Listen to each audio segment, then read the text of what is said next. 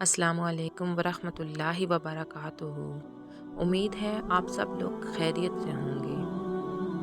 حضرت برہ رضی اللہ تعالیٰ عنہ سے مروی ہے، ایک مرتبہ ہم لوگ نبی کریم صلی اللہ علیہ وآلہ وسلم کے ساتھ ایک انصاری کے جنازے میں نکلے۔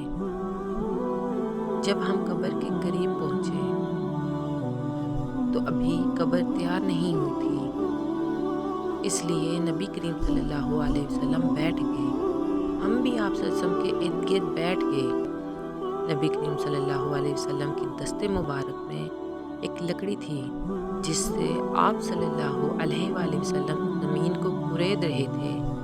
پھر سر اٹھا کر فرمایا، اللہ سے عذاب قبر سے بچنے کے لیے پناہ مانگو، اور ایسے 2-3 مرتبہ فرمایا۔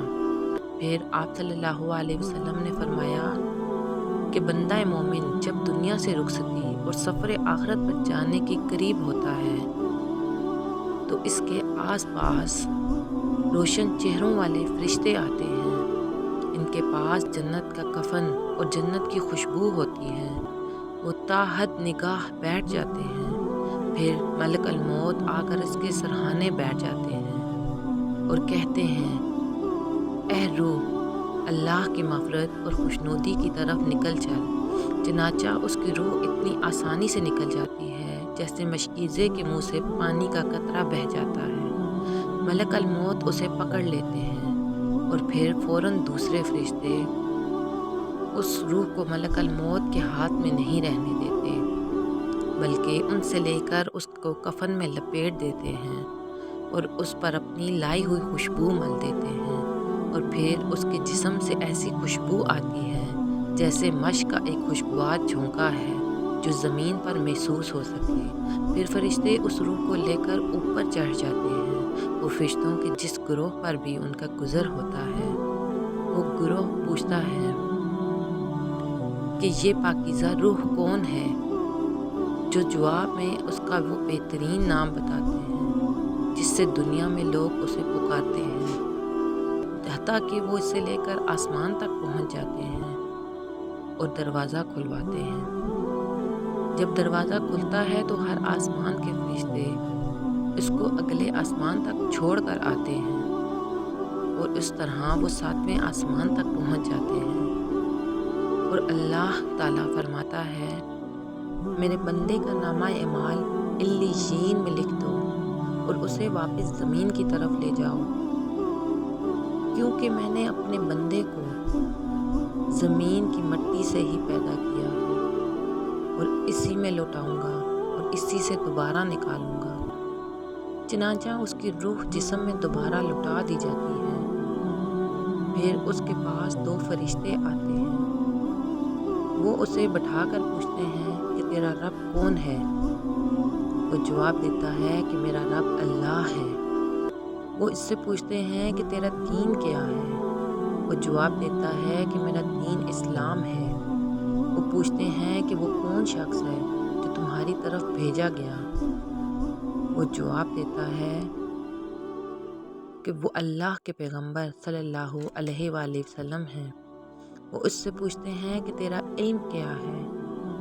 وہ جواب دیتا ہے کہ میں نے اللہ کی کتاب پڑھی، اس پر ایمان لایا اور اس کی تصدیق کی۔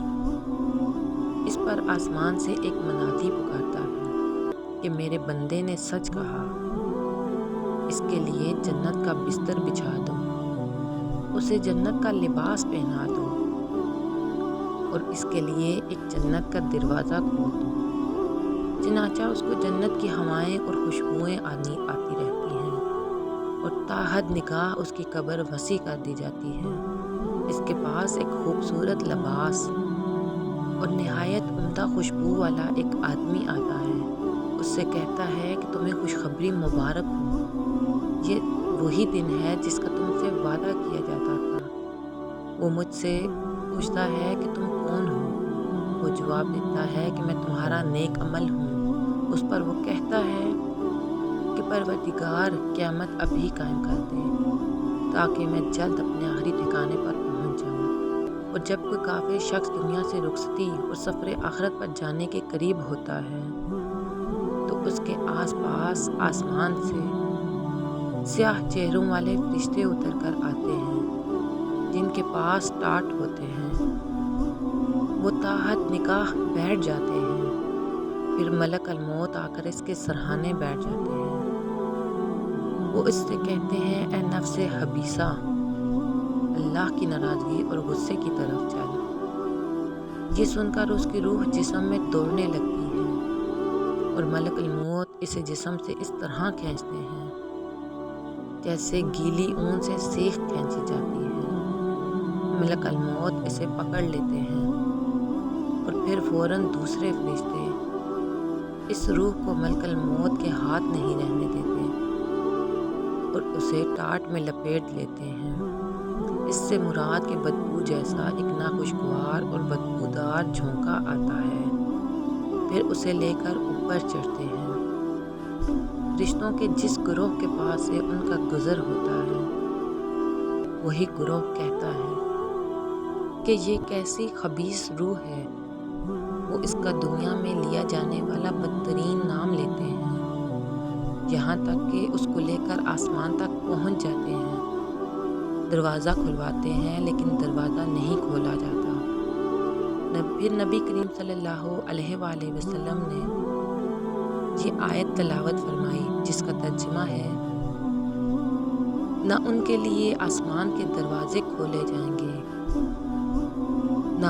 نہ ہی وہ جنت میں داخل ہوں گے تا وقت یہ کہ اونٹ سوئی کے ناکے میں داخل ہو جائے، اور اللہ تعالیٰ فرماتے ہیں کہ اس کا نامہ اعمال سجین میں لکھ دو۔ چنانچہ اس کی روح کو پھینک دیا جاتا ہے۔ پھر نبی کریم صلی اللہ علیہ وسلم نے یہ آیت تلاوت فرمائی،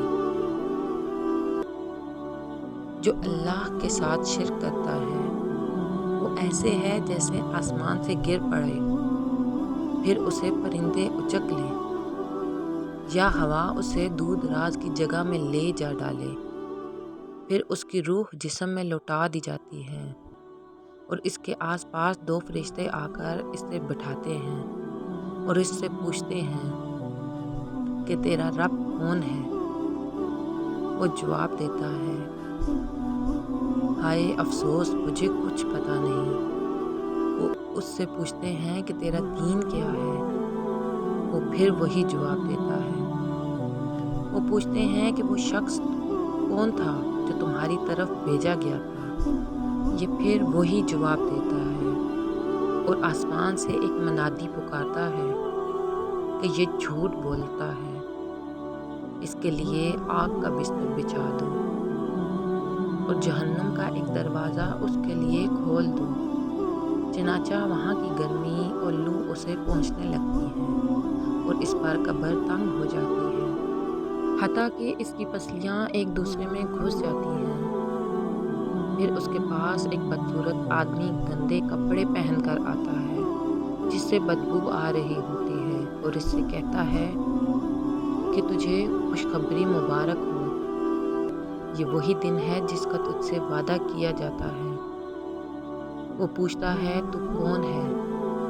کہ تیرے چہرے ہی سے شر کی خبر معلوم ہوتی ہے۔ وہ جواب دیتا ہے کہ میں تیرے برے اعمال ہوں۔ جب وہ اپنا آخری ٹھکانہ دیکھتا ہے تو کہتا ہے کہ اے میرے رب، قیامت قائم نہ کرنا۔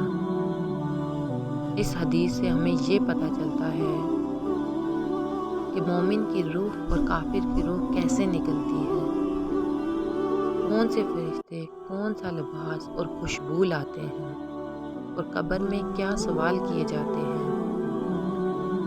یا اللہ، ہمیں نیک اور شکر گزار بندوں میں شامل فرما اور ہمارا خاتمہ ایمان پر فرما۔ آمین۔